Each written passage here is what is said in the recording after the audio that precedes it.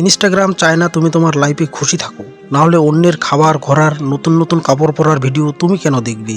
Netflix চায় না তুমি রাতে তাড়াতাড়ি ঘুমাও, ফেসবুক চায় না তুমি কোনো কাজে ব্যস্ত হও।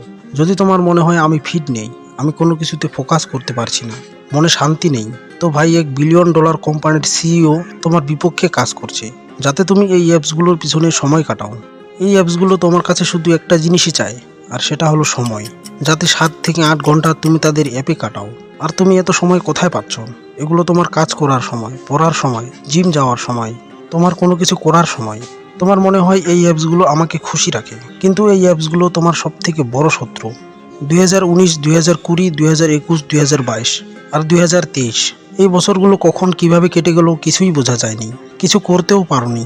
তুমি এরকম অনেক ভিডিও দেখেছো। আসলে এই কয়েক বছরে আমাদের সাথে এটাই হয়েছে, মোবাইল আমাদের শরীরের একটা পার্ট হয়ে গেছে। ছোট বাচ্চা থেকে শুরু করে বুড়ো বয়স্ক পর্যন্ত প্রত্যেকের হাতেই শুধু মোবাইল দেখা যায়। এই মোবাইলের স্পেশালিটি শুধু এটাই, তোমার সময়কে নষ্ট করা।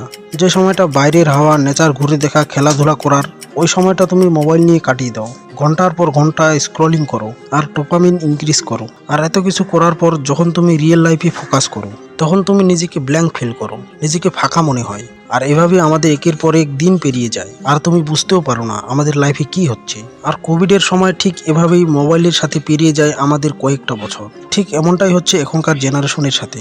সবাই জানে যে মোবাইল কিভাবে চালাতে হয়, কিন্তু এটা জানে না যে কখন কতটুকু চালাতে হয়।